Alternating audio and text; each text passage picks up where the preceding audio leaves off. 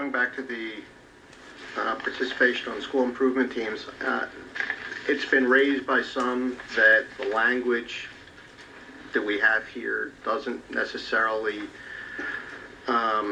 provide for or provide sufficient direction to schools to include various viewpoints, people or special ed community, GT community, that those are not groups that are typically solicited for their participation on school improvement teams. And I was just, do we think that this language is broad enough that that principals will get the message that we do, welcome the involvement of all those groups? Do we need regulatory language that would make sure that those groups are solicited? I don't want to be overly restrictive in terms of listing, which groups must be on, but I guess the concern is that this language doesn't necessarily send the message that we're looking for a variety of viewpoints on our school improvement teams. Dr. Ducker? I'm having a problem with this because I've only been in 3 schools in this county, but never has the school improvement plan been a secret from anyone, nor have we decided, okay, you're a GT parent, so you can't be on here. I'm just having a real problem with that concept, and maybe I'm the one that's out of whack here, but we invite people to be on we did invite people to be on the executive committee at each school. Anybody could come in anytime to hear what was going on in the meetings, and they pretty soon got bored and they left, but they were able to come for any issue that they wanted to know about, and the school improvement plan is available to every parent, and there's no limitation on who can join. So maybe we'll hear from other principals about how they limit it, but I don't think that's the case at all. So, the language that's on, I just want to make sure we're all looking at the same thing. The language on line 167 says it's participation of a broad range of stakeholders representing the diversity of the school. So the conversation I think Mr. Huffman's looking for is that broad enough? Dr. Daka's weighing in and saying she thinks it is. Mr. Brown? I'd weigh in and say yes, I think it is. I don't think that we're in a place to say it has to be this community, that community participating in it. I think that the culture in our school system has definitely moved to be more inclusive. I think that we need to, I would just take caution that some folks may be using opportunity to propose exclusion as a way to highlight the issues that they may be concerned about, but not necessarily based on real fact if you went across our schools. I just don't believe that to be the case. I think that what does exist is that and I would expect this of anybody who's developing a team, you look for team players. So if you find parents who aren't necessarily being cooperative, I don't know that you're going to get invited to sit on a team if you're not. But the reality is, I think we've put in the language when we look at the broad spectrum of views and the stakeholders in this system, that's represented, and I don't know that we need to be any more defined than that, because I think it may create other issues for us down the line, and I just don't think that we have to go beyond that. I'm comfortable with the language. I do want to reflect that as a parent, my experience is after 2 elementary schools, I had no idea there was such a thing as a school improvement plan, a school improvement team.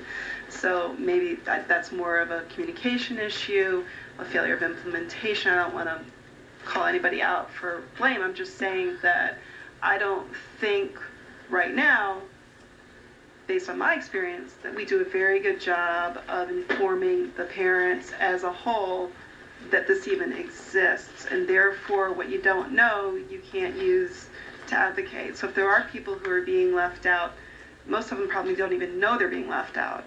And I do think that it is important, as much as we want a team, if a team is composed of people who will only say yes and never say no and never say but, then what you get, unfortunately, is a war in Iraq.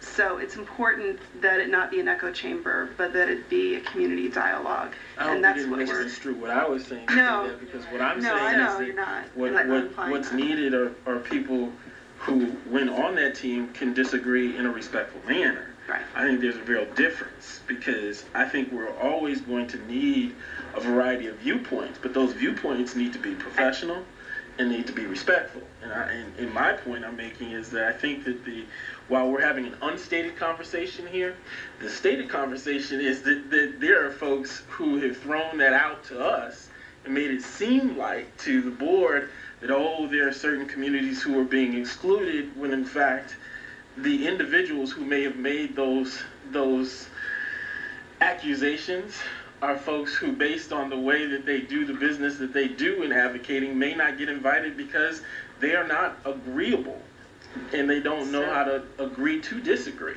I just want to pull us back on track and I'm fine with that. Well, this language is in bold, which means that this is actually language that's being added to the policy. So I think what we need to step back as a board and recognize is that we are strengthening this policy to articulate our belief and commitment in this process.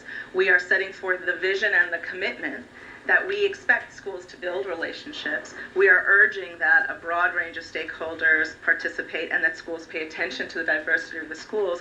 And all of this, of course, is built on an assumption of good faith, that we set forth the belief that reconfirms candidly where I think much of the system is invested in, but it's a place to reinforce that message in a positive way. And I think, personally, I do believe that this language captures what we're trying to say, which is, we want this to be an active part of the community process. We want there to be an eye to the diversity of the community. We want there to be a broad range of stakeholders, and that we want it to be made available through a variety of means. So I'm comfortable that this does what policy should do, which is articulate the goal. And I just want to make sure everybody realized that it was new language, though not in the last iteration.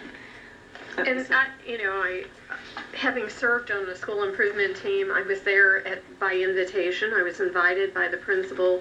I served because I was invited because I was a PTA officer, but I also happened to have been the parent of a gifted and talented student in that school, and so I was really wearing my PTA hat, but it didn't mean that I didn't articulate or express or be concerned about GT issues or other issues. But you look at like the writers of the Declaration of Independence. It was a small group.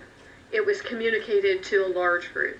They expressed the views of the greater community as they wrote it, the sense of the community. And you're never going to you're not having a town hall meeting writing your school improvement team, your school improvement plan.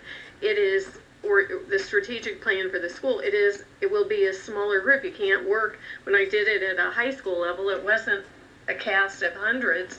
It was a small group, and that's the point. But there are good intentions, and I'm not aware of groups being excluded.